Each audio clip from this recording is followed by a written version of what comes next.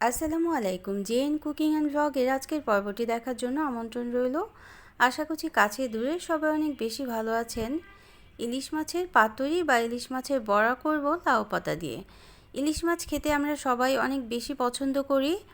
তো ইলিশ মাছের পাতুরিটা এত মজাদার একটা রেসিপি, এটা খুব সাধারণ উপকরণ দিয়ে সহজেই তৈরি করে নেওয়া যায়।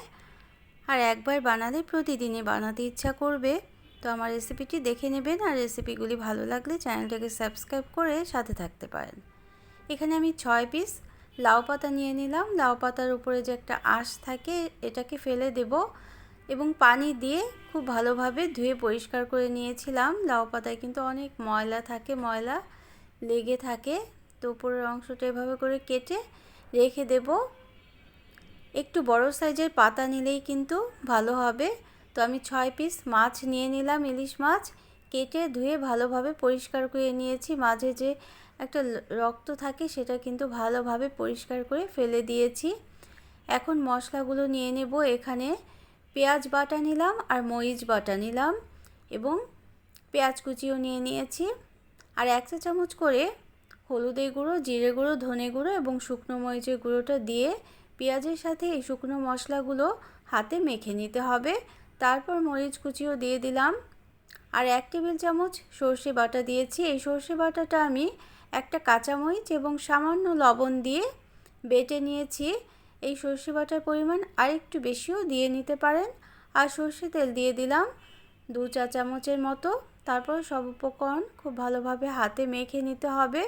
এখন একটা একটা করে ইলিশ মাছ দিয়ে দিলাম এবং ইলিশ মাছের সাথেও এই মশলাগুলো ভালোভাবে মেখে 10 থেকে 15 মিনিট ম্যারিনেট করে রেখে দিতে হবে। তারপর আমরা লাউ পাতার মধ্যে মুড়িয়ে দেব। একটা একটা করে মাছ দিয়ে, প্রতিটা লাউ পাতায় একটা একটা করে মাছ দিয়ে আমরা মুড়িয়ে নেব। তো লাউ পাতার পরিবর্তে কুমড়ো পাতা দিয়েও কিন্তু এই পাতুরি বা বড়াটা তৈরি করে নেওয়া যেতে পারে। তো দেখে নিতে হবে কিভাবে করছি। একটা লাউ পাতায় 1 টুকরো মাছ এবং মশলা আর পেঁয়াজ কুচি দিয়ে দিলাম। তারপর এভাবে করে ফোল্ড করে নিতে হবে। ফোল্ড করে চারদিক থেকে এভাবে করে দিয়ে একটা সুতো দিয়ে আমি পেঁচিয়ে নিয়েছি। সুতোর পরিবর্তে টুথপিক দিয়েও কিন্তু এটা আটকে দেওয়া যায়, তবে আর একটু বড় পাতা হলে সেটা করা যেত। যেহেতু আমার পাতাটা একটু ছোট, এজন্য আমি সুতো দিয়ে পেঁচিয়ে নিলাম। তারপর সুতোটা কিন্তু পরে খুলে ফেলতে হবে।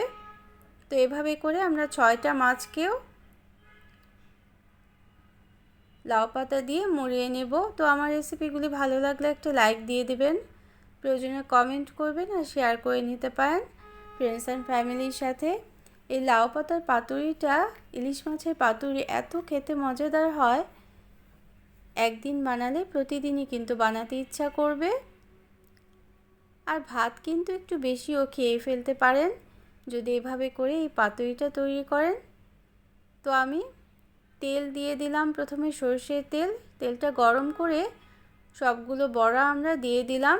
দেখা যাবে 5 মিনিট আমি ঢেকে রেখেছি। প্রথমে একটু পানি উঠেছিল, সেই পানিটাতে ভয় পাওয়ার কিছু নেই। এই পানিটা দিয়েই কিন্তু এই বড়াগুলো খুব ভালোভাবে কুক হয়ে যাবে। তো আমি 5 মিনিট পর এভাবে করে উল্টে দিলাম। তারপর আবার ঢেকে রেখে দেব আরও 5 মিনিট এবং তারপর উল্টে নিতে হবে আবারও। তো লো মিডিয়াম আঁচে এই বড়াটা ভেজে নিতে হবে। যদি বেশি আঁচে ভেজে নেন তাহলে কিন্তু ভিতরের মাছটা কাঁচা থেকে যেতে পারে এবং উপরের লাউ পাতাটা পুড়ে যেতে পারে, সেটা কিন্তু করা যাবে না। এজন্য একটু ধৈর্য নিয়ে লো মিডিয়াম আঁচেই কিন্তু এই বড়াটা ভেজে নিতে হবে। তো যারা প্রথম চ্যানেলটি ভিজিট করছেন তারা চাইলে চ্যানেলটিকে সাবস্ক্রাইব করে বেল বাটনটা প্রেস করে অল অপশনটা সিলেক্ট করে সাথে থেকে যেতে পারেন। যারা সাথে আছেন, সবসময় সাপোর্ট করছেন, তাদের জন্য রইল অসংখ্য অসংখ্য ধন্যবাদ। তো আমরা 5 মিনিট পরে খুলে দেখব। মোট 20 মিনিট আমি এভাবে ঢেকে লো মিডিয়াম আঁচে রান্না করে নিয়েছিলাম। তারপর উল্টে দেখলাম আমাদের বড়াটা কিন্তু খুব সুন্দরভাবে কুক হয়ে গিয়েছে। বেশি কিন্তু ভাজা যাবে না, তাহলে পাতাটা কিন্তু একেবারে পুড়ে যাবে। তিতা লাগতে পারে, খেতে ভালো লাগবে না। এজন্য লো মিডিয়াম আঁচে একটু উল্টে পাল্টে সময় নিয়ে কাজটা করে নিতে হবে বা ভেজে নিতে হবে।